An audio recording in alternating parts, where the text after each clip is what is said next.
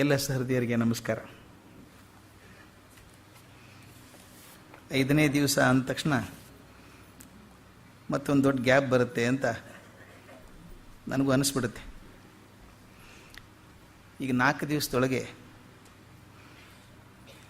ಎಲ್ಲ ಹಿನ್ನೆಲೆಯನ್ನು ನೋಡ್ತಾ ಈಶಾವಾಸ್ಯದ 2 ಮಂತ್ರಗಳನ್ನು ನೋಡಿದ್ವಿ. ಮೊದಲೇದು ಈಶಾವಾಸ್ಯಮಿದಗಂ ಸರ್ವಂ ಯತ್ಕಿಂ ಜಗತ್ಯಾಂ ಜಗತ ತೇನ ತ್ಯಕ್ತೇನ ಭುಂಜೀತ ಮಾಗ್ರದ ಕಶ್ಯ ಸಿದ್ಧನಂ ಅಂತ ಹೇಳೋದು ಇದು ಸನ್ಯಾಸ ಮಾರ್ಗವನ್ನು ಹೇಳುವಂಥದ್ದು. ತೇನ ತ್ಯಕ್ತೇನ ಭುಂಜೀತ, ಎಲ್ಲವನ್ನು ತ್ಯಾಗ ಮಾಡಿ ಸಂತೋಷ ಪಡು. ಆನಂತರ ಮತ್ತೊಬ್ಬರಿಗೆ ಅಪೇಕ್ಷೆ ಮಾಡಬೇಡ, ಏನು ಕೈ ಚಾಚಬೇಡ, ಮತ್ತೊಬ್ಬರ ಸೊತ್ತಿಗೆ ಕೈ ಚಾಚಬೇಡ ಅಂತ ಹೇಳಿ ಮೊದಲನೇ ಶ್ಲೋಕದಲ್ಲಿ ಒಂದು ಮಾರ್ಗ ಸತ್ಯವನ್ನು ತಿಳ್ಕೊಳ್ಳೋದಕ್ಕೆ, ಪರಮತತ್ವವನ್ನು ತಿಳ್ಕೊಳ್ಳೋದಕ್ಕೆ ಅಂದರೆ ಸನ್ಯಾಸ ಮಾರ್ಗ ಅಂತ ಒಂದು ಹೇಳಿದ್ದಾಯಿತು. 2ನೇದು ಅದು ಪೂರ್ತಿ ಬೇರೆಯೇ ಇದೆ. 2ನೇದ್ರೊಳಗೆ ಕುರ್ವನ್ನೇನ್ವೇಹ ಕರ್ಮಾಣಿ ಜಿಜೀವಿಷೇ ಶತಕಂ ಸಮಾಹ, 100 ವರ್ಷ ಚೆನ್ನಾಗಿ ಸಂತೋಷವಾಗಿ ಬದುಕು ಅಂತ ಹೇಳ್ತಾ ಭಗವಂತ ಇದ್ದಾನೆ, ಅವನ ಕೆಲಸ ಅಂತ ಹೇಳಿ ನೀನು ಬದುಕಿದಾಗ ನಿನ್ನ ಕರ್ಮದ ಲೇಪ ನಿನಗೆ ಅಂಟೋದಿಲ್ಲ ಅಂತ ಹೇಳಿದ್ದಾಯಿತು. ಮೊದಲನೇದರಲ್ಲಿ ಸನ್ಯಾಸವನ್ನು ಪ್ರತಿಪಾದನೆ ಮಾಡಿ 2ನೇ ಮಂತ್ರದಲ್ಲಿ ಗೃಹಸ್ಥಾಶ್ರಮವನ್ನು, ಚಟುವಟಿಕೆಯ ಮಾರ್ಗವನ್ನು ತಿಳಿಸ್ತಾರೆ. ನಾನು ಮೊದಲೇ ದಿವಸ ಹೇಳಿದ ಹಾಗೆ ಈ ಉಪನಿಷತ್ತುಗಳು ಅಂತಂದರೆ ಅತ್ಯಂತ ಪ್ರಭಾವಶಾಲಿ ಮಾತುಗಾರನ ನೋಟ್ಸ್ ಇದ್ದ ಹಾಗೆ ಅಂತ. ಮೊದಲೇ ಪಾಯಿಂಟ್ಗೂ 2ನೇ ಪಾಯಿಂಟ್ಗೆ ಹೊಂದಿಕೆಯೇನಾಗಲ್ಲ. ನಿಮ್ಗೆ ಅದು ಲಿಂಕ್ ಗೊತ್ತಿಲ್ಲದೆ ಹೋದರೆ ಮೊದಲೇದು ಹಿಂಗೆ ಅಂತಾರೆ, 2ನೇದು ಹೀಗೆ ಅಂತಾರಲ್ಲ ಅಂತ. ಅದು DVG ತುಂಬ ಚೆನ್ನಾಗಿ ಬರೆದಿದ್ದಾರೆ. ಅದನ್ನು ಭಾಷ್ಯಕಾರರೇ ಮಾಡಬೇಕಾದಂಥ ಕೆಲಸ. ಅದಕ್ಕೆ ಸಾಕಷ್ಟು ಜನ ಭಾಷ್ಯ ಬರೆದಿದ್ದಾರೆ. ಉದ್ದೇಶ ಇಷ್ಟೇ, ಮೊದಲನೇ ಪಾಯಿಂಟ್ ಏನಿದ್ದಿತ್ತು, 2ನೇ ಪಾಯಿಂಟ್ ಏನಿದ್ದಿತ್ತು, ಇದಕ್ಕೆ ಸಂಬಂಧ ಹೇಗೆ ಅಂತ. ಅದಕ್ಕೆ ಅವ್ರು ಹೇಳ್ತಾರೆ, ಬಹುಶಃ ಈ ಈಶಾವಾಸ್ಯ ಬರೆಯೋ ಕಾಲಕ್ಕೆ ಒಂದು ತರ್ಕ ಎದ್ದಿರಬೇಕು, ಒಂದು ವಾದ ಎದ್ದಿರಬೇಕು. ಯಾವುದು ಒಳ್ಳೆಯದು ಜೀವನಕ್ಕೆ, ಸನ್ಯಾಸ ಮಾರ್ಗ ಒಳ್ಳೆಯದೇ ಅಥವಾ ಈ ಚಟುವಟಿಕೆಯ ಗೃಹಸ್ಥ ಮಾರ್ಗ ಒಳ್ಳೆಯದೇ ಅಂತ ಬ್ಯಾಕ್ಗ್ರೌಂಡ್ ಕೊಟ್ಟಾಗ ಮೊದಲನೇದ್ದು 2ನೇದ್ದು ನಮಗೆ ಅರ್ಥ ಆಗ್ತದೆ. 2ನೇದ್ರೊಳಗೆ ಹೇಳ್ತಾರೆ, ನಿಮ್ಮ ಕೆಲಸ ಬಂದಿದೆಯಲ್ಲಪ್ಪ, ಏನು ಕೆಲಸ ಬಂದಿದೆಯೋ ಅದನ್ನು ಪ್ರೀತಿಯಿಂದ ಮಾಡು, ಚೆನ್ನಾಗಿ ಮಾಡು, ನಂದಲ್ಲ ಅಂತ ಮಾಡು. ನಮ್ಮ ಮನೆಯಲ್ಲೆಲ್ಲ ಮಾಡ್ತಾ ಇರೋದು, ನಮ್ಮ ಮನೆಗೆಲ್ಲ ಹಾಗೆ ಮಾಡಿಸೋದು. ಏನಾದರೂ ಹೋಮ ಗೀಮ ಮಾಡಿಸಿದಾಗ ಪುರೋಹಿತರು ಹೇಳ್ತಾ ಇರ್ತಾರೆ, ಇದಮ್ಮ ನಮ್ಮಮ್ಮ ಅನ್ನಿ ಅಂತಾರೆ. ನಮಗದು ಅಂದರೆ ಏನು ಅಂತ ಗೊತ್ತಿಲ್ಲ. ಪುರೋಹಿತರು ಇದನ್ನು ನಮ್ಮಮ್ಮ ಅಂತಾರೆ, ಯಾಕಂದ್ರೆ ಅವ್ರದ್ದಲ್ಲ ಅದು ಹೇಗಿದ್ರು. ಅವ್ರು ಹೇಳಿದ್ದು ಸರಿ ಆಯಿತು, ಅದು ನಾವು ಅನ್ನೋಲ್ವೇ, ನಾವು ಅನ್ಬೇಕು ಇದಮ್ಮ ನಮ್ಮಮ್ಮ, ಇದು ನಂದಲ್ಲ ಅಂತ ಹಾಕಬೇಕು. ಇದು ಏನು ಕೊಟ್ಟರು ನಂದಲ್ಲ, ಇದು ಅಲ್ಲಿಂದ ಇರೋದು, ಭಗವಂತ ಕೊಟ್ಟದ್ದನ್ನು ನಾನು ಕೊಡ್ತಾ ಇದ್ದೀನಿ, ಕೆರೆಯ ನೀರನ್ನು ಕೆರೆಗೆ ಚೆಲ್ಲಿ ಅನ್ನೋದಿದ್ದರೆ ನೀವು ಮಾಡಿದಂಥ ಕರ್ಮದ ಪಾಪ ಆಗಲಿ ಅಘ ನಿನಗೆ ಅಂಟೋದಿಲ್ಲ ಅಂತ ಅನ್ನೋ ಮಾತನ್ನು ಹೇಳ್ತಾರೆ. ಈ 2 ಮಂತ್ರಗಳನ್ನು ನೋಡಿದ ಮೇಲೆ 3ನೇ ಮಂತ್ರಕ್ಕೆ ಹೋಗ್ಬೇಕು ನಾವೀಗ. ನಾನು ಮೊದಲೇ ಹೇಳಿದ ಹಾಗೆ 3ರಿಂದ 8 ಮಂತ್ರಗಳೇನಿದ್ದಾವೆ ಅವು ಮೊದಲು ಸನ್ಯಾಸ ಮಾರ್ಗ ಅಂತ ಹೇಳಿದ್ರಲ್ಲ, ಅದಕ್ಕೆ ಪೂರಕವಾಗಿ ಬರುವಂಥದ್ದು. ಆಮೇಲೆ 9ರಿಂದ ಬರುವಂಥ ಮಂತ್ರಗಳು ಮುಂದೆ ಗೃಹಸ್ಥಾಶ್ರಮ ಹೇಗೆ ಶ್ರೇಷ್ಠ ಅಂತ ವಿಸ್ತಾರ ಮಾಡ್ಕೊಂಬರೋ ಹಾಗೆ. ಈ 3ನೇ ಮಂತ್ರ ಆತ್ಮದ ಸ್ವರೂಪ ಹೇಳ್ತಾ ಹೋಗ್ತದೆ. ಯಾಕಂದ್ರೆ ಹೇಳಿದ್ಮೇಲೆ ಸನ್ಯಾಸ ಮಾರ್ಗದ ಬಗ್ಗೆ ಹೇಳಬೇಕಾದದ್ದು ಆತ್ಮವನ್ನು ಚೆನ್ನಾಗಿ ತಿಳ್ಕೋಬೇಕು. ಆತ್ಮ ಅಂದರೆ ಏನು ಅಂತ ಗೊತ್ತಾಗದೆ ಹೋದರೆ ನೀವು ಬದುಕಿದ್ದು ವ್ಯರ್ಥ ಅನ್ನೋ ರೀತಿಯಲ್ಲಿ ಹೇಳ್ತದೆ. ಇನ್ನೊಂದು, ನಾವು ಮಕ್ಕಳಿಗೆ ಮಾಡೋ ಹಾಗೆ ಮಾಡ್ತದೆ ಉಪನಿಷತ್. ಎಷ್ಟು ಚೆನ್ನಾಗಿದೆ ನೋಡಿ. ನಾವು ಮಕ್ಕಳಿಗೆ ಏನಾದರೂ ಹೇಳಿದಾಗ ಕೇಳಬೇಕು ಅಂದರೆ 2 ಹಾದಿ ಇದೆ. ಮಕ್ಕಳನ್ನು ಒಪ್ಪಿಸ್ಬೇಕು ಅಂದರೆ 2 ಹಾದಿ. ಒಂದು, ಏನಾದರೂ ಆಸೆ ತೋರಿಸ್ಬೇಕು. ನೀ ಸ್ಕೂಲಿಗೆ ಹೋಗ್ಬಾ, ಚಾಕ್ಲೇಟ್ ತೆಗೆದಿಟ್ಟಿರ್ತೀನಿ, ಒಂದು ಆಸೆ, ಅದು ಲಂಚ ಅಂತ ಕರಿಬೋದು. ಅಥವಾ ಇನ್ನೇನು ಆಸೆ ತೋರಿಸ್ತೀವಿ, ನೋಡೋ ನೀ ಚೆನ್ನಾಗಿ ಓದಿದರೆ ಫಸ್ಟ್ ರ್ಯಾಂಕ್ ಬರ್ತೀಯ, ಸೀಟ್ ಸಿಗತ್ತೆ ಮೆಡಿಕಲ್ ನಿನಗೆ, ಏನೋ ಒಂದು ಆಸೆ. ಯಾವುದಾದ್ರೂ ಒಂದು ಆಸೆ ತೋರಿಸಿ ಕೆಲಸ ಮಾಡಿಸೋದು ಒಂದಾದರೆ, ಇನ್ನೊಂದು ಹೆದರಿಸಿ ಮಾಡಿಸೋವಂಥದ್ದು 2ನೇದು ಮಾಡ್ತೀವಿ ನಾವು. ಸಣ್ಣ ಮಕ್ಕಳಿಗೆ ಗುಮ್ಮ ಇದ್ದಾನೆ ಹೊರಗಡೆ ಕತ್ಲೆಯಲ್ಲಿ ಹಿಡ್ಕೊಂಡು ಹೋಗ್ತಾನೆ, ಪೊಲೀಸ್ ಹಿಡ್ಕೊಂಡು ಹೋಗ್ತಾನೆ, ಹೆದರಿಸೋದು. ಹುಡುಗರಿಗೆಲ್ಲ ಫೇಲ್ ಆಗಿಬಿಡ್ತೀಯ ನೋಡು, ನಿನ್ನ ಕರಿಯರೇ ಸಿಗೋದಿಲ್ಲ ಅನ್ನೋದು. ಈ ಪ್ರೋತ್ಸಾಹ ಮಾಡೋದೊಂದು, ಹೆದರಿಸೋದೊಂದು, 2 ರೀತಿ ಇದ್ದಾವೆ. ಇಲ್ಲಿ ಒಂದು ಪಥ ಹಿಡ್ಕೊಂಡಿದೆ. 3ನೇ ಮಂತ್ರ ಏನು ಹೇಳುತ್ತೆ ಅಂದರೆ, ಜನರಿಗೆ ನಮ್ಮ ಪಾಪ ಪುಣ್ಯಗಳಿಗೆ ಚಿಂತೆ ಬಂದದ್ದಿದೆ ಅಲ್ವಾ, ಸ್ವರ್ಗ ನರಕ ಅಂದ್ರೇನು, ಇಲ್ಲಿ ಚೆನ್ನಾಗಿ ಬದುಕಿದ್ರೆ ಸ್ವರ್ಗ ಸಿಗ್ತದೆ, ಪೋಸ್ಟ್ ಡೇಟೆಡ್ ಚೆಕ್ ಅದು, ಇವತ್ತು ಸಿಗಲ್ಲ, ಈಗ ಚೆನ್ನಾಗಿ ಬದುಕಿದ್ರೆ ಮುಂದೆ ಸ್ವರ್ಗ ಸಿಗ್ತದೆ. ಅದಕ್ಕೆ DVG ಒಂದು ಕಡೆ ಭಾಳ ಚಂದ ಬರೀತಾರೆ, ಹೋಗಿ ಬಂದವರಿಲ್ಲ ವರದಿ ತಂದವರಿಲ್ಲ. ಅಲ್ಲಿ ಹೋಗಿ ಬಂದು ಯಾರೂ ಹೇಳಿಲ್ಲ ನಮ್ಗೆ ಹೇಗಿದೆ ಸ್ವರ್ಗ ಅಂತ, ಒಬ್ಬರು ಹೇಳಿಲ್ಲ. ನಂಬ್ಕೊಂಡಿದ್ದೀವಿ ಇದೆ ಅಂತ ನಂಬ್ಕೊಂಡಿದ್ದೀವಿ. ಏನು ಸ್ವರ್ಗದ ಕಲ್ಪನೆ ರೀ ನಮ್ಮದು. ಅಲ್ಲ, ಇಂದ್ರ ಇದ್ದಾನೆ, ಅವನು ಎಷ್ಟು ಕಡೆ ಎಷ್ಟು ಥರದ ಮೂರ್ಖತನ ಮಾಡ್ತಾನೆ ನೋಡಿದಾಗ ಅವ್ನು ಹೆಂಗೆ ಲೀಡರಾಗಿ ಉಳ್ಕೊಂಡ ಇನ್ನೂ ಅಂತ ಅನಿಸುತ್ತೆ. ನೋಡಿದಾಗ ಸ್ವರ್ಗದಲ್ಲಿ ಅಧಿಪತಿ ಅವನು. ಅದು ಚೆನ್ನಾಗಿದೆ, ಕಥೆ ಚೆನ್ನಾಗಿದೆ. ಅಂದರೆ ಕೆಲವೊಂದು ಕಡೆಗೆ ಅವನು ಮೂರ್ಖತನ ಮಾಡಿ ಅವನು ಕೂಡ ಪಶ್ಚಾತ್ತಾಪ ಪಡಬೇಕು. ಅದೇನು ಹೇಳ್ತಾರೆ, ಭೂಮಿಯಲ್ಲಿ 100 ಯಜ್ಞ ಮಾಡಿದರೆ ಮಾತ್ರ ಅವನು ಇಂದ್ರ ಆಗೋಕ್ಕೆ ಸಾಧ್ಯ ಇದೆ ಅಂತ. ಇಷ್ಟೆಲ್ಲ ಮಾಡಿ ಹೋದ್ರೂ ಕೂಡ ಭ್ರಮೆ ಆಗುತ್ತಲ್ಲ ಅವನಿಗೂ ಒಂದ್ಸಲ. ಅಂದಾಗ ನಮಗನ್ಸುತ್ತೆ ಇಂದ್ರನಿಗೆ ಭ್ರಮೆ ಆಗ್ತಿರ್ಬೇಕಾದ್ರೆ ನಮಗೂ ಆಗ್ಬೋದಲ್ಲ ಅಂತ ಒಂದು ಎಚ್ಚರಿಕೆ ಪಾಠ ಅದರೊಳಗಿದೆ. ಇವರೆಲ್ಲ ಇದ್ದಾರೆ. ಅಲ್ಲಿ ಅಪ್ಸರೆಯವರು ಯಾವಾಗಲೂ 16 ವರ್ಷಕ್ಕೆ ನಿಂತ್ಕೊಂಡ್ಬಿಟ್ಟಿದ್ದಾರೆ. ಅವ್ರು ಮುಂದೆ ಹೋಗೋದೇ ಇಲ್ಲ. ಇಲ್ಲಿ ಟೆಂಪ್ಟೇಷನ್ ಇವರಿಗೆ, ನೀವು ಅಲ್ಲಿ ಹೋದ್ರೆ ಅಪ್ಸರೆಯರು ಸಿಗ್ತಾರೆ ಅಂತ. ಇದು ಏನು ಹೇಳ್ತಲ್ಲ, ಪೋಸ್ಟ್ ಡೇಟೆಡ್ ಚೆಕ್ ಅಂತ. ಇದಕ್ಕಿಂತ ತಮಾಷೆ ಅಂದರೆ ಇಸ್ಲಾಮಲ್ಲಿ ಕುಡಿಬಾರ್ದು. ಅವರು ನಿಜವಾದ ಧರ್ಮದಲ್ಲಿ ನೀವು ಸೆರೆ ಕುಡಿಬಾರ್ದು ಅಂತ ಇರ್ತದೆ. ಆದರೆ ಅಲ್ಲಿ ರಿವರ್ಸ್ ಆಫ್ ವೈನ್ ಫ್ಲೋ. ಯಾಕದು ಅಂದರೆ ಇಲ್ಲಿ ಏನು ಸಾಧ್ಯ ಇಲ್ಲ ಅಲ್ಲಿ ಮಾಡಬೇಕು ಅಂತ. ಅದಕ್ಕೆ ಕಲ್ಪನೆ ಮಾಡಿಟ್ಟಿದ್ದು ಅಷ್ಟೇ, ನಿನಗೇನೇನು ಹಪಾಹಪಿ ಆಗಿಬಿಟ್ಟಿದೆಯಪ್ಪ, ನಿನಗೆ ಎಲ್ಲ ಪೂರೈಸೋಕಲ್ಲಿದೆ ಅಂತ. ಅಂದರೆ ಒಂದು ಆಸೆ ತೋರಿಸಿ, ಇನ್ನೊಂದು ನರಕದೊಂದು ಕಾನ್ಸೆಪ್ಟ್ ಇದೆಯಾ. ಹಿಂಗೆ ತಪ್ಪು ಮಾಡದೆ ಹೋದರೆ ನೀವು ಮಾಡಿದರೆ ಅಲ್ಲಿ ಕೂತಿದ್ದಾರೆ, ಎಣ್ಣೆ ಅಲ್ಲಿ ಹಾಕಿ ಕುದಿಸ್ತಾರೆ ನಿಮ್ಮನ್ನು, ಏನೇನೋ ಶಿಕ್ಷೆಗಳಿಟ್ಟಾವೆ. ನಮ್ಮ ಮನಸ್ಸಿಗೆ ಏನೇನು ಬೇಕೆಲ್ಲ ಹಾಕಿದ್ದೀವಿ. 2 ಹಾದಿ ಇದೆಯಲ್ಲ, ಒಂದು ಹಾದಿ ಇಲ್ಲಿ ಬಂದಿದೆ, ಬಹಳ ಚೆನ್ನಾಗಿರೋದು ಇದು. 3ನೇ ಮಂತ್ರ ಇರೋದೇ ಅದು, ಹೆದರಿಸುವಂಥದ್ದು, ಹುಷಾರಾಗಿರ್ಬೇಕು ನೀವು ಅಂತ.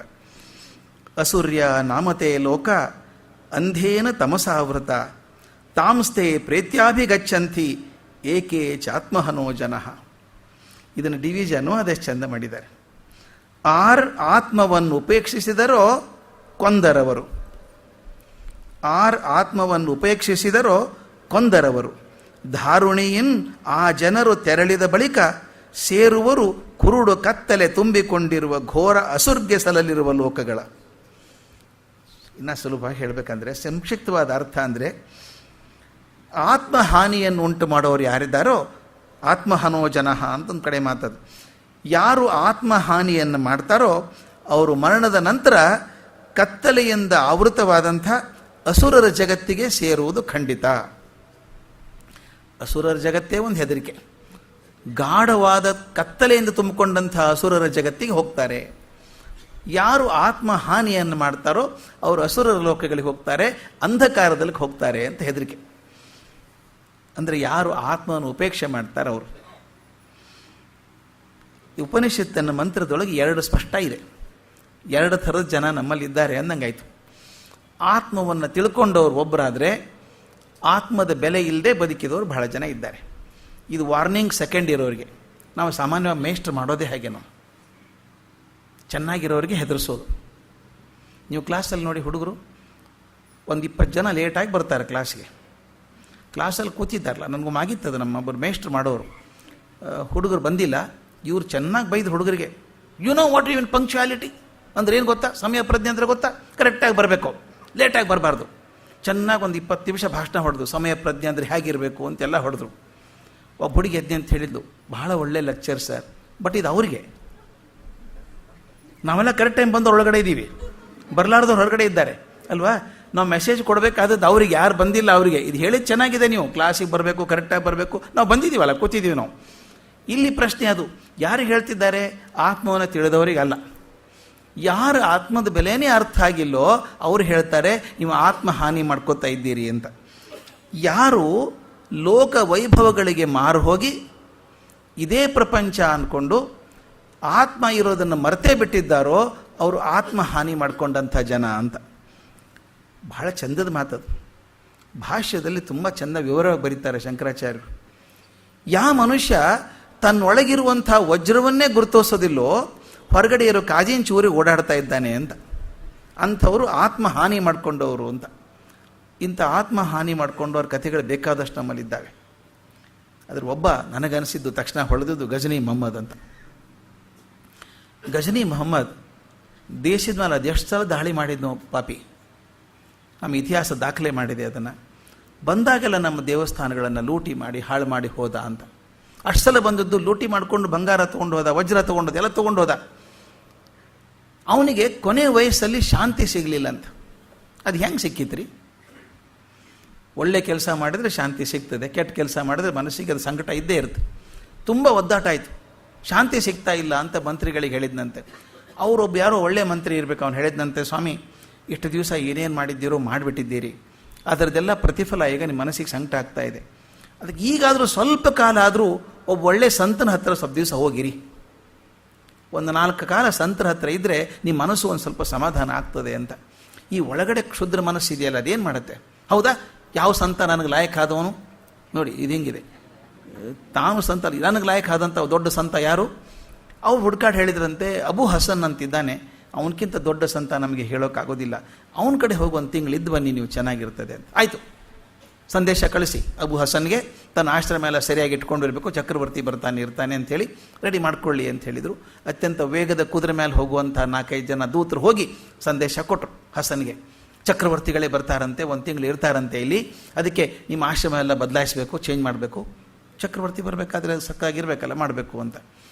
ಅಬು ಹಸನ್ ಹೇಳಿದಂತೆ, ನನಗೆ ಈ ಚಕ್ರವರ್ತಿ ಯಾರು ಅಂತ ಗೊತ್ತಿಲ್ಲ, ಈ ಎಲ್ಲ ಚಕ್ರವರ್ತಿ ಆದವನು ಬಿದ್ದಾನೆ, ಅದರೊಳಗೆ ನಾನು ಬ್ಯುಸಿ ಆಗಿದ್ದೀನಿ, ಈಗ ನನ್ನ ಕೆಲಸ ಟೈಮ್ ಇಲ್ಲ, ಅದಕ್ಕೆ ಅವ್ನು ಬರೋದು ಬೇಡ ಅಂತ ಹೇಳಿ ಅಂತ. ಇಲ್ಲ, ಬರ್ತಾ ಇದ್ದರೆ ಸಾಮಾನ್ಯ ಮನುಷ್ಯನ ಹಾಗೆ ಬಂದು ಆ ಆಶ್ರಮದಲ್ಲಿ ಎಲ್ಲರ ಜೊತೆಗೆ ಇರೋ ಹಾಗಿದ್ರೆ ಇರಲಿ, ನಾನು ಏನೂ ಬದಲಾವಣೆ ಮಾಡೋಕ್ಕಾಗಲ್ಲ ಅಂದ. ಸುದ್ದಿ ಮುಡ್ತು, ಇನ್ನೂ ಕೋಪ ಬಂದ್ಬಿಡ್ತು ಅವನಿಗೆ. ಅದೇ ಅಂತ ಸನ್ಯಾಸಿರಿ, ಚಕ್ರವರ್ತಿ ಬರ್ತಾನೆ ಅಂದರೆ ಇಷ್ಟು ಸಂತೋಷ ಆಗಲ್ಲ ಅವನಿಗೆ, ನಾನೇ ಹೋಗ್ಬಿಡ್ತೀನಿ ಅಂದ. ತಾನು ಏನು ದೊಡ್ಡದಿತ್ತೋ ಅಂಬಾರಿ ಮೇಲೆ ಕೂತ್ಕೊಂಡು ಬಂದ, ಆನೆ ಮೇಲೆ ಸಾಧ್ಯದಷ್ಟು ಬಂಗಾರ ಹೇರ್ಕೊಂಡ ಮೈ ಮೇಲೆ, ಎಲ್ಲರನ್ನು ಕರ್ಕೊಂಡು ಹೋಗಿ ಮೆಸೇಜು, ಚಕ್ರವರ್ತಿಗಳು ಬರ್ತಾ ಇದ್ದಾರೆ, ನಿಮ್ಮ ಆಶ್ರಮದ ಬಾಗಿಲಿಗೆ ಬರ್ತಾ ಇದ್ದಾರೆ ಅಂದ್ರೆ ಏನು ಸೂಚನೆ? ಬಂದು ಸ್ವಾಗತ ಮಾಡಿ ಅವನ್ನ ಅಂತ. ಇವನೇನು ಅಬು ಹಸನ್ ಎದ್ದೇ ಹೋಗಲಿಲ್ಲ, ಅಲ್ಲಿ ನಿಂತ್ಕೊಂಡು ಹೇಳಿ ಕಳಿಸಿದ, ಮಹಾರಾಜರು ಬಂದಿದ್ದಾರೆ ಅಂತ ಹೇಳು ಅಂತ. ಈ ಹೋಗಿ ಹೇಳಿದರು ಅಬು ಹಸನ್ಗೆ, ಮಹಾರಾಜರು ಬಂದಿದ್ದಾರೆ, ಬಾಗಿಲ ಹತ್ರ ಕಾಯ್ತಿದ್ದಾರೆ ಅಂತ. ಅಲ್ಲೇನು ಕಾಯೋ ಕಾರಣ ಇಲ್ಲ, ಬೇಕಾದ್ರೆ ಒಳಗೆ ಬರ್ಬೋದು, ಅದು ಸಾಮಾನ್ಯನ ಹಾಗೆ ಬರಲಿ ಅಂತ ಹೇಳಿದ್ರಂತ. ಅವನಂದ, ಇಷ್ಟು ಅಹಂಕಾರನ ಸನ್ಯಾಸಿಗೆ?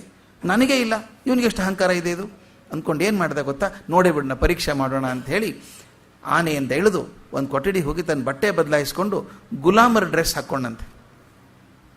ಚಕ್ರವರ್ತಿ ಡ್ರೆಸ್ ಇಲ್ಲ, ಗುಲಾಮರ ಡ್ರೆಸ್ ಹಾಕ್ಕೊಂಡು ಅಬು ಹಸನ್ ಕೂತಂಥ ಕೋಣೆಗೆ ಹೋಗಿ ಆ ಕಪಟ ವಿನಯ ತೋರಿಸಿ, ಮಹಾರಾಜರು ಬಂದಿದ್ದಾರೆ, ಬಾಗಿಲ ಹತ್ರ ಬಂದು ಅವ್ರನ್ನ ಸ್ವಾಗತಿಸ್ಬೋದಲ್ಲ ಅಂತ ಕೇಳಿದ್ನಂತೆ. ಅಬು ಹಸನ್ ಒಂದು ಕ್ಷಣ ಮುಖ ಎತ್ತಿ ನೋಡಿದಂತೆ, ಯಾಕೆ ನಾಟಕ ಮಾಡ್ತೀಯಾ ಅಂದ. ನೀನು ಮುಖದ ಮೇಲೆ ಕುಣಿತಿರೋ ಅಹಂಕಾರ ನೋಡಿದ್ರೆ ನೀ ರಾಜ ಅಂತ ಗೊತ್ತಾಗತ್ತೆ, ಡ್ರೆಸ್ ಬದಲಾಯಿಸಿದನ, ಇಲ್ಲಿ ಕೂತ್ಕೋ, ಇಲ್ಲಿ ಕಲಿಬೇಕಾದ್ರೆ ಬೇರೆಯವ್ರ ಹಂಗೆ ಬಂದು ಕೂತ್ಕೋಬೇಕು, ಜಾಸ್ತಿ ನಾಟಕ ಮಾಡೋಂಗಿಲ್ಲ, ರಾಜ ಇಲ್ಲ, ನೀನು ಪರಿವಾರ ಎಲ್ಲ ಹೊರಗೆ ಕಳಿಸೋ, ಫಸ್ಟ್ ಹೊರಗೆ ಹೋಗಲಿ ಅವರು ಅಂದ. ತುಂಬ ಸದ್ದಾಗ್ತಾ ಇದೆ, ನನಗೆ ಏಕಾಗ್ರತೆ ಆಗೋದಿಲ್ಲ, ಕಳಿಸೋ ಹೊರಗೆಲ್ಲ ಅವ್ರನ್ನ ಅಂದ. ಇವೊಂದು ಸ್ವಲ್ಪ ಮಟ್ಟಕ್ಕೆ ಇಳಿದ್ರೂ ಕೂಡ ಇನ್ನೂ ಸ್ವಲ್ಪ ಅಹಂಕಾರ ಇತ್ತಲ್ಲ. ತನ್ನ ಮಂತ್ರಿಗಳ ಕಡೆಯಿಂದ ಒಂದು ದೊಡ್ಡ ಚೀಲ ತರಿಸಿದ, 2,000 ಬಂಗಾರದ ನಾಣ್ಯ ಇರುವಂಥದ್ದು, ಅದನ್ನು ಕೊಟ್ಟ. ನಿಮ್ಮ ಜೊತೆಗೆ ನಾನು ಮಾತಾಡಿದ್ದೀನ, ಸಮಯ ಕೊಟ್ಟರಲ್ಲ, ಅದು ಇಷ್ಟು ಸಾಕ? 2,000 ಬಂಗಾರದ ನಾಣ್ಯ ಇದೆ, ಇಷ್ಟು ಸಾಕ ಅಂತ ಕೇಳಿದ. ಇನ್ನೂ ಗರ್ವ ಹೋಗಿಲ್ಲ ಅಂದಂಗೆ ಆಯ್ತಲ್ಲ. ಅಬು ಹಸನ್ ಏನು ಮಾಡಿದ, ಎದ್ದ, ಒಳಗಡೆ ಹೋದ. ಈ ರೊಟ್ಟಿ ಚೂರು ಬಿದ್ದಿತ್ತು, 4-5 ದಿವಸ ತಂಗಳು ರೊಟ್ಟಿ, ಅದು ಕಟಕಾಗಿ ಹೋಗಿದೆ, ಬಿರುಸಾಗಿ ಹೋಗಿದೆ, ಚಾಕು ಇದ್ದಂಗೆ ಇರ್ತದೆ ಬಿರುಸಾದ ರೊಟ್ಟಿ ಅದು. ಅದನ್ನು ತಂದ, ದಪ್ಪ ರೊಟ್ಟಿ, ತಿನ್ನಿದನ ಅಂತ ಬಾಯಲ್ಲಿ ಹಾಕ್ಕೊಂಡು, ತಿನ್ನಿದನ ಅಂದ ರಾಜನಿಗೆ. ಹಾಕ್ಕೊಂಡ್ರೆ ಬಾಯೆಲ್ಲ ಚುಚ್ಚಿ ರಕ್ತ ಬರ್ತಾಯಿತ್ತು, ತಿನ್ನೋಕ್ಕಾಗಲಿಲ್ಲ, ಆಗೋದಿಲ್ಲ ಅಂದ. ಅವನು ಹೇಳ್ದ, ನಿನಗೆ ಒಂದು ರೊಟ್ಟಿ ಚೂರು ಅರಗಿಸ್ಕೊಳ್ಳೋಕ್ಕಾಗ್ತಾ ಇಲ್ಲ, ಅಧ್ಯಾತ್ಮ ಅರಗಿಸ್ಕೋತೀಯ? ನಿನಗೆ ಅರ್ಥ ಆಗತ್ತಾ ಭಗವಂತನ ಚಿಂತೆ? ಅರ್ಥ ಆಗಲ್ಲ. ನಿನಗೆ ನಿನ್ನ ರೊಟ್ಟಿ ಚೂರೇ ತಿನ್ನೋಕೆ ಅರಗಿಸ್ಕೊಳ್ಳೋಕ್ಕಾಗಲ್ಲ ಅಂದರೆ ನೀನು 2,000 ನಾಣ್ಯ ನಾನು ಅರಗಿಸ್ಕೋತೀನ, ತೊಗೊಂಡು ಹೋಗು ಅಂದ. ಇದು ಅದು ಹೇಳೋದು. ಭೋಗ ಭಾಗ್ಯಗಳಿದ್ದರೆ ಮಾತು ಬೇರೆ, ಅದು ಯಾವುದೂ ಇಲ್ಲ, ಒಳಗಿನ ಆತ್ಮಶಕ್ತಿ ಇಲ್ಲ. ಅವನು ಹೇಳ್ತಾನೆ, ಎಲ್ಲಿವರೆಗೂ ನೀನು ಒಳಗಿರುವಂಥ ಆತ್ಮಶಕ್ತಿ ನಿನಗೆ ಗೊತ್ತಾಗಲ್ವೋ, ಈ 2,000 ನಾಣ್ಯ ಅಲ್ಲ, 10,000 ನಾಣ್ಯ ಕೊಟ್ಟರು ಅರ್ಥ ಇಲ್ಲ ನಿನಗೆ, ಹೋಗು ಅಂತ ಹೇಳ್ತಾರೆ. ಅವತ್ತು ಗಜನಿ ಮವದಿನ ಸೊಕ್ಕ ಅಡಗ್ತು ಅಂತ ಹೇಳ್ತಾರೆ.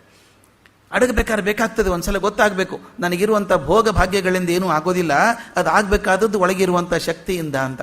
ಅದನ್ನು ಉಪನಿಷತ್ತು ಚಂದ ಹೇಳ್ತದೆ, ಎಷ್ಟು ಚಂದದ ಮಾತು. ಇವತ್ತೆಲ್ಲ ನಾವು ಪೇಪರಲ್ಲಿ ನೋಡ್ತೀವಿ, ಆತ್ಮಹತ್ಯೆ ಮಾಡಿಕೊಂಡ್ರೆ ಯಾರೋ ಅಂತ ಹೇಳ್ತಾರೆ.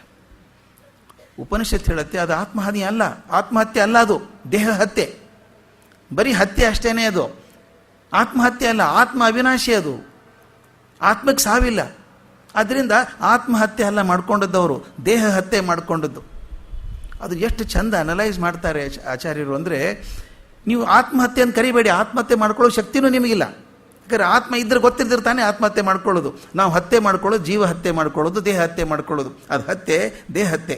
ಆದರೆ ತನ್ನೊಳಗಿರುವಂಥ ಶಕ್ತಿಯನ್ನು ತಿಳಿಲಾರದೆ ಬದುಕ್ತಾನಲ್ಲ, ಅವನು ಆತ್ಮ ಹನನ ಮಾಡಿದವನು, ಅವನು ಆತ್ಮಹತ್ಯೆ ಮಾಡ್ಕೊಳ್ಳುವಂಥ ಕಳಂಕ ಅವನಿಗಿದೆ ಅಂತ ಹೇಳ್ತಾರೆ. ಅಂದರೆ ಎಷ್ಟು ದೊಡ್ಡ ಟ್ರ್ಯಾಜಿಡಿ. ಇದನ್ನೇ ಸಾಕ್ರೆಟಿಸ್ ಒಂದು ಕಡೆ ಹೇಳ್ತಾನೆ, what is the greatest tragedy of life ಅಂತ ಕೇಳ್ತಾನೆ ವಿದ್ಯಾರ್ಥಿಗಳಿಗೆ. ಜೀವನದ ಅತ್ಯಂತ ದೊಡ್ಡ ದುರಂತ ಯಾವುದು ಅಂತ. ಒಬ್ಬ ಹೇಳಿದಂತೆ, ನಿನ್ನೊಬ್ಬರು ಊಟಕ್ಕೆ ಕರೆದಿದ್ರು, ನನಗೆ ಹೋಗೋಕ್ಕೆ ಆಗಲಿಲ್ಲ, ಎಂಥ ದುರಂತ ಅಂದ. ಇನ್ನೊಬ್ಬ ಹೇಳ್ದ, ಅದನ್ನು ಮಾಡಬೇಕು ಅಂತಿದ್ದೆ, ಕೆಲಸ ಆಗಲಿಲ್ಲ ಅಂತಂದ. ಅದಕ್ಕೆ ಸಾಕ್ರೆಟಿಸ್ ಹೇಳುವಂಥ ಮಾತು ಬಹಳ ಚೆನ್ನಾಗಿದೆ. That's not a tragedy. The greatest tragedy of life is you stand in the last minute of your life and realise the whole life full of potentialities was not realised at all. ನನ್ನ ಜೀವನದಲ್ಲಿ ಏನೇನೋ ಮಾಡೋಕ್ಕೆ ಸಾಧ್ಯತೆ ಇದ್ದರೂ ಕೂಡ ನಾನು ಏನೂ ಮಾಡಲಿಲ್ಲ ಅಂತ ಉಳ್ಕೊಂಡೆಲ್ಲ, ಇದರಂಥ ದುರಂತ ಇನ್ಯಾವುದಿದೆ ನಿನಗೆ? ಇಷ್ಟು ಅವಕಾಶ ಇತ್ತು, ಎಷ್ಟೋ ವರ್ಷ ಬದುಕಿದೆಯಾ, 50, 60, 70, 80 ವರ್ಷ ಬದುಕಿದೆಯಾ ನೀನು. ಬದುಕಿದಾಗ ಏನೇನೋ ಮಾಡೋ ಸಾಧ್ಯತೆ ಇತ್ತಲ್ಲ, ಏನೂ ಮಾಡದೆ ಬಂದುಬಿಟ್ನಲ್ಲಪ್ಪ ದೇವರೇ ನಾನು ಅನ್ನೋದಿದೆಯಲ್ಲ, ಇದು ಬಹು ದೊಡ್ಡ ದುರಂತ. ಅದನ್ನು ಹೇಳ್ತಾನೆ, ಇದು ಆತ್ಮಹಾನಿ, ಇದು ಆತ್ಮಹತ್ಯೆ. ನಾವು ಕೊಲೆಗಾರರು ಅಂತ ಬರೀತಾರೆ ಇವರು, ಶಂಕರಾಚಾರ್ಯ ಬರಿಬೇಕಾಗಿ ಹೇಳ್ತಾರೆ, ನಮ್ಮ ಆತ್ಮವನ್ನು ನಾವು ಕೊಲೆ ಮಾಡ್ಕೋತೀವಿ ಒಳಗಡೆ, ಅದನ್ನು ಬೆಳೆಯೋಕ್ಕೆ ಬಿಡಲ್ಲ. ಅದಿದೆ ಅಂತ ಗೊತ್ತಿಲ್ಲ ನನಗೆ, ನಾವು ಯಾರು ಅಂತ ಗೊತ್ತಿಲ್ಲ, ಇಲ್ಲಿ ಯಾಕೆ ಬಂದಿದ್ದೇವೆ ಅಂತ ಗೊತ್ತಿಲ್ಲ, ಎಲ್ಲಿಗೆ ಹೋಗ್ತೀವಿ ಅಂತ ಗೊತ್ತಿಲ್ಲ, ನಮ್ಮ ಪ್ರಯಾಣ ಎಲ್ಲಿದು, ಈ ಜೀವನಕ್ಕೊಂದು ಏನಾದರೂ ಅರ್ಥ ಇದೆಯಾ? ಒಂದು ಮಾತನ್ನು ಹೇಳಬೇಕು ಡಿ ವಿ ಜಿ ಅವ್ರ ಬಗ್ಗೆ. ಒಂದು ಸಲ ಸಾಯಂಕಾಲ ಅವ್ರ ಮನೆಗೆ ಹೋದಾಗ ಕನ್ನಡಕ ತೆಗೆದಿಟ್ಟು ಕೂತಿದ್ರು ಕಾಟ ಮೇಲೆ. ಅದನ್ನು ರಂಗನಾಥ್ ಶರ್ಮರು ಒಂದು ಕಡೆ ತುಂಬ ಚೆನ್ನಾಗಿ ಬರೆದಿದ್ದಾರೆ ಅದ್ರ ಬಂತ ಅದೇ ಅಂಥದ್ದೇ ಘಟನೆ ಬಗ್ಗೆ. ಕೂತಾಗ ಕನ್ನಡಕ ತೆಗೆದಿದ್ದಾರೆ, ಹಿಂದೆ ಕಿಟಕಿ ಬಾಗಿಲು ರೋಡಲ್ಲಿ ಸತ್ತಾಯ್ತು, ಏನೋ ಸದ್ದಾಯ್ತು. ಏನು ಸದ್ದದು ಅಂತ ಕೇಳಿದರು. ನೋಡಿದ್ರೆ ಯಾವುದೋ ಒಂದು ಶವಯಾತ್ರೆ ಹೋಗ್ತಾಯಿದೆ, ಯಾರೋ ಏನೋ ಈ ಹಲಿಗೆ ಬಾರಿಸ್ಕೊಂಡು ಶವಯಾತ್ರೆ ಹೋಗ್ತಾಯಿದೆ. ಅಷ್ಟೇ ನೀರಬೇಕು ಯಾರು ಹೇಳಿದರು, ಯಾವುದೋ ಹೆಣ ಹೋಗ್ತಾ ಇದೆ. ನೋಡಿದ್ರೆ ಇವ್ರ ಕಣ್ಣಲ್ಲಿ ನೀರಂತ. ಯಾಕೆ ಅಂದರೆ ಏನೋಪ್ಪ ಅದೊಂದು ಜೀವ ಭೂಮಿಗೆ ಬಂದಿತ್ತು, ಅದೇನು ಆಸೆ ಇಟ್ಕೊಂಡಿತ್ತೋ ಗೊತ್ತಿಲ್ಲ, ಆಸೆ ಪಟ್ಟದ್ದೆಲ್ಲ ಆಯಿತೋ ಇಲ್ವೋ ಗೊತ್ತಿಲ್ಲ. ಭಗವಂತ ಏನೋ ಸಾಧನೆ ಮಾಡ್ಕೊಂಬ ಅಂತ ಕಳಿಸಿದ್ದ, ಆಯಿತೋ ಇಲ್ವೋ, ದೇವರು ಒಳ್ಳೇದು ಮಾಡಲಿ ಆತ್ಮಕ್ಕೆ ಅಂತ.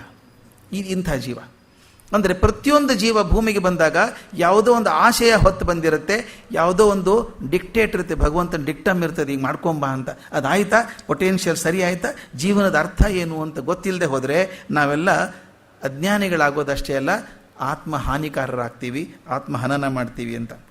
ಅಂಥವರಿಗೆ ಇದು ಹೇಳುತ್ತೆ, ಅಂಧೇನ ತಮಸಾವೃತ. ಅವ್ರು ಎಲ್ಲಿ ಹೋಗ್ತಾರೆ ಅಂತಂದರೆ ಅತ್ಯಂತ ಘೋರವಾದ ಅಂಧಕಾರದಲ್ಲಿ ಕುಳಿತಂಥ ಅಸುರರ ಲೋಕಗಳಿಗೆ ಹೋಗ್ತಾರೆ ಅಂತ. ಅಸುರ ಲೋಕಗಳಿಗೆ ಹೋಗ್ತಾರೆ ಅಂತ ಕಳಂಕ ಹಚ್ಚಿಬಿಟ್ಟಿದೆ. ದೇಹ ಶಾಶ್ವತ ಅಂದ್ಕೊಂಡು ಆತ್ಮ ಇಲ್ಲ ಅಂತ ಅನ್ನುವಂಥವ್ರು ಇರ್ತಾರಲ್ಲ, ಅಂಥವರಿಗೆ ಆತ್ಮವಸ್ತುವನ್ನು ಮರೆಯುವಂಥವರು ದೊಡ್ಡ ತಪ್ಪು ಮಾಡ್ತಾರೆ ಅಂತ. ಆತ್ಮ ನಮ್ಮೊಳಗೆ ಇದೆ, ಅದು ಗೊತ್ತಿಲ್ಲ ನಮಗೆ, ಹೊರಗಿಂದೆಲ್ಲ ಪ್ರಪಂಚ ಜ್ಞಾನ ಇದೆ. ಇದಕ್ಕೊಂದು ಸುಂದರವಾದ ದೃಷ್ಟಾಂತ ಇದೆ, ಬಹುಶಃ ಬಹಳ ಪ್ರಸಿದ್ಧವಾದಂಥ ದೃಷ್ಟಾಂತ ಅದು. ಒಬ್ಬ ಮನುಷ್ಯ ಆಫ್ರಿಕಾದಲ್ಲಿದ್ದ.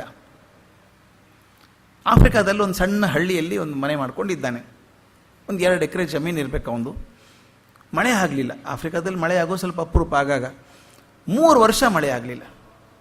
1 ವರ್ಷ ಆಗದಿದ್ದರೆ ಹೇಗೋ ನಡೆಸ್ಕೊಂಡು ಹೋಗ್ತಾನೆ. 2 ವರ್ಷ 3 ವರ್ಷ ಮಳೆ ಆಗದಿದ್ದಾಗ ದನಕರ ಸಾಕೋದು ಹೇಗೆ, ದನ ಎಲ್ಲ ಮಾರಿಬಿಟ್ಟ.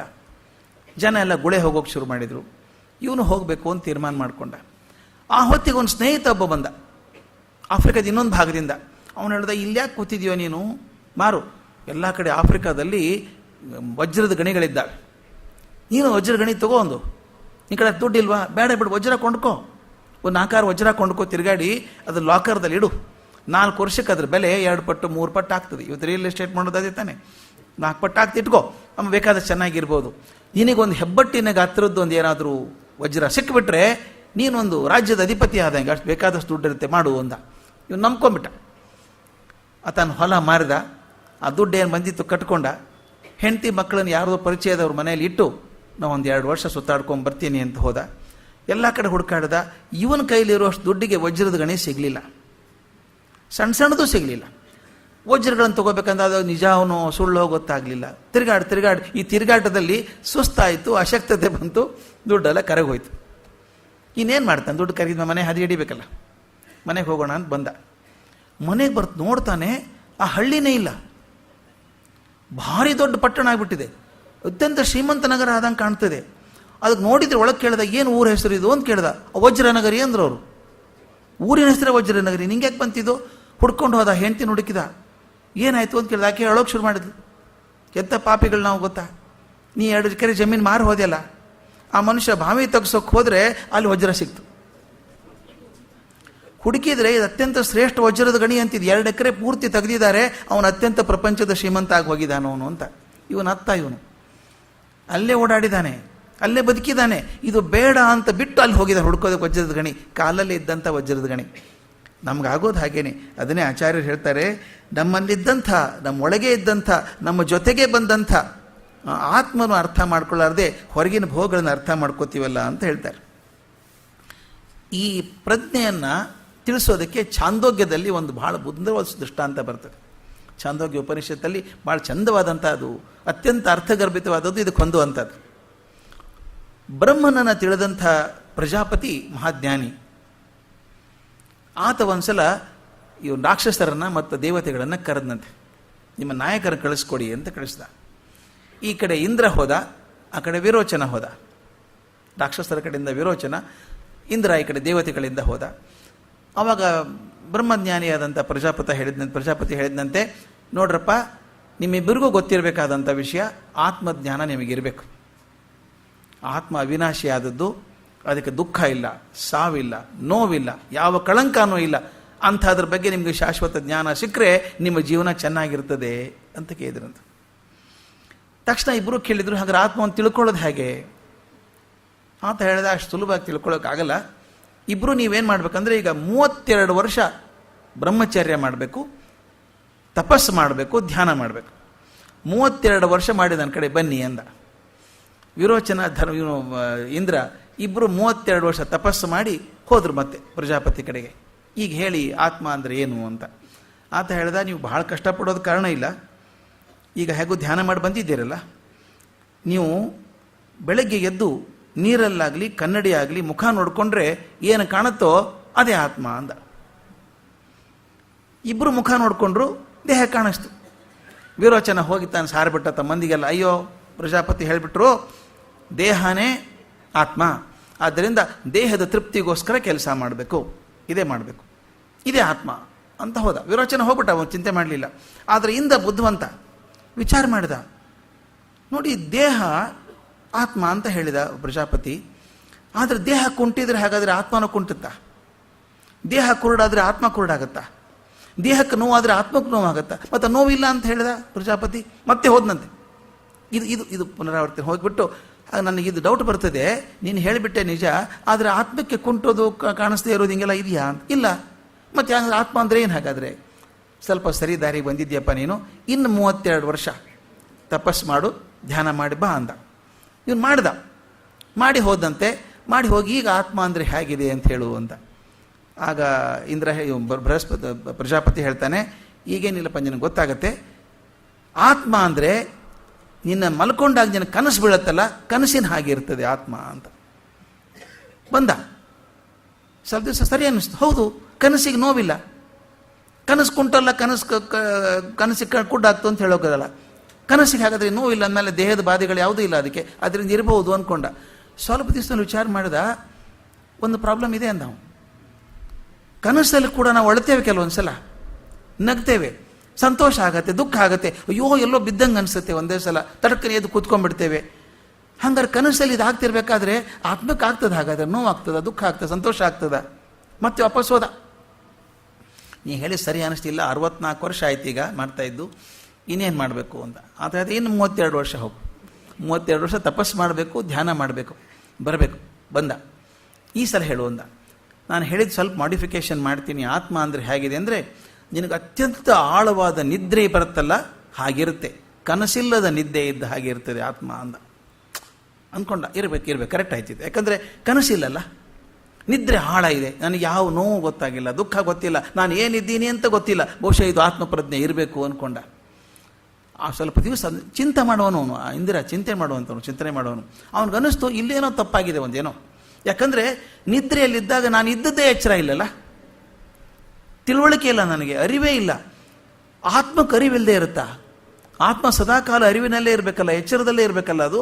ಹಾಗಾದರೆ ನಾನು ನಿದ್ದೆಯಲ್ಲಿದ್ದಾಗ ಅದು ಹೇಗೆ? ಮತ್ತೆ ಹೋದ. ಅವಾಗ ಹೇಳಿದಂತೆ, ಈ ಸಲ 32 ವರ್ಷ ಬೇಕಾಗಿಲ್ಲ, ಇನ್ನು 5 ವರ್ಷ ತಪಸ್ಸು ಮಾಡಿ ಬಾ ನೀನು ಅಂದ. ಒಟ್ಟು 101 ವರ್ಷ ತಿಳ್ಕೊಬೇಕಾದ್ದು. 101 ವರ್ಷ ಇಂದ್ರ ಚಿಂತನೆ ಮಾಡಿ ತಪಸ್ಸು ಮಾಡಿ ಅಲ್ಲಿ ಹೋದ. ಈಗೇನಾದರೂ ಹೇಳು ಅಂತ. ಅದಕ್ಕೆ ಹೇಳ್ತೀನಿ ನಾನು, ಇದು ಸುಲಭವಾಗಿ ಸಿಗೋದಲ್ಲ. ನೀವು ಇಂದ್ರನಾಗಿದ್ದರೂ ಸುಲಭವಾಗಿ ಸಿಗಲ್ಲ ಅಂತ.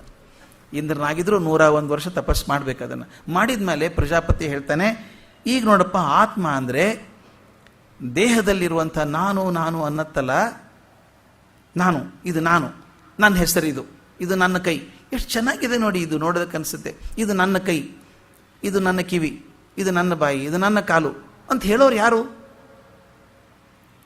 ನನಗೊಂದು ಹೆಸರಿದೆ, ಇದು ನಾನು ಕೈಗೆ ನಾನು ಅನ್ನಲ್ಲ, ಇದು ನನ್ನ ಕೈ ಅಂತೇನೆ. ನನ್ನದು ಅಂತ ಹೇಳೋರು ಯಾರು ಒಳಗಡೆ? ಅದಕ್ಕೆ ಹೇಳ್ತಾನೆ, ನನ್ನದು, ನನ್ನ ಕೈ, ನನ್ನ ಕಾಲು, ನನ್ನ ದೇಹ ಅಂತ ಹೇಳುವಂಥದ್ದು ಒಂದು ಇದೆಯಲ್ಲ, ಅದು ಜೀವ. ಅದಕ್ಕೆಲ್ಲ ನಾವೆಲ್ಲ ಜೀವವಂತರು, ನಾವೆಲ್ಲ ಜೀವ ಇರೋರು. ಈ ಜೀವದ ಒಳಗಡೆ ಗೂಢವಾಗಿರುವಂಥ ಒಂದು ಚೈತನ್ಯ ಇದೆ, ಅದಕ್ಕೂ ಗೊತ್ತಿಲ್ಲ ಇದ್ದೇನೆ ಅಂತ. ಅದಿದ್ದುಕೊಂಡು ಯಾವುದು ನಿಮ್ಮನ್ನು ಚಾಲನೆ ಮಾಡಿಸ್ತಲ್ಲ, ಓಡಾಡಿಸುತ್ತಲ್ಲ, ನಾನು ಅಂತ ಹೇಳಿಸುತ್ತಲ್ಲ, ಆ ಚೈತನ್ಯ ಇದೆಯಲ್ಲ, ಅದು ಆತ್ಮ ಅಂತ ಹೇಳ್ದ. ಆಗಿಂದ ನನಗೆ ಸರಿ ಅನ್ನಿಸ್ತು. ಅದಕ್ಕೆ ಅವರು ಹೀಗೆ ಪರಿಶ್ರಮ ಮಾಡಿ ಧ್ಯಾನ ಮಾಡಿ ಪರಿಷ್ಕಾರ ಮಾಡ್ಕೊಂಡಿದ್ರಂತೆ ದೇವತೆಗಳಾದರು. ಯಾರು ದೇಹನೇ ನಮ್ಮದು, ಇದೇ ಆತ್ಮ ಅಂತ ಅಂದ್ಕೊಂಡ್ರು ಅವರ ರಾಕ್ಷಸರಾದರು ಅಂತ. ಈಗ ನಮಗೆ ಹೆದರಿಸೋದು ಅದು. ನಾವು ಬರೀ ಆತ್ಮವನ್ನು ಮರೆತು ಬರೀ ದೇಹನೇ ನಾನು ಅಂತ ಅಂದ್ಕೊಳ್ಳೋದಾದರೆ ನಾವು ಅದೇ ಲೋಕಕ್ಕೆ ಸೇರ್ಕೊಳ್ತೀವಿ. ಆ ಅಸುರರ ಲೋಕಕ್ಕೆ ಸೇರ್ಕೊಳ್ಳೋದು ಅಷ್ಟೇ ಅಲ್ಲ, ಅತ್ಯಂತ ಅಂಧಕಾರದಲ್ಲಿರುವಂಥ ಅವ್ರ ಮನೆಯನ್ನು ಸೇರ್ಕೋತೀವಿ ಅಂತ ಅನ್ನೋದನ್ನು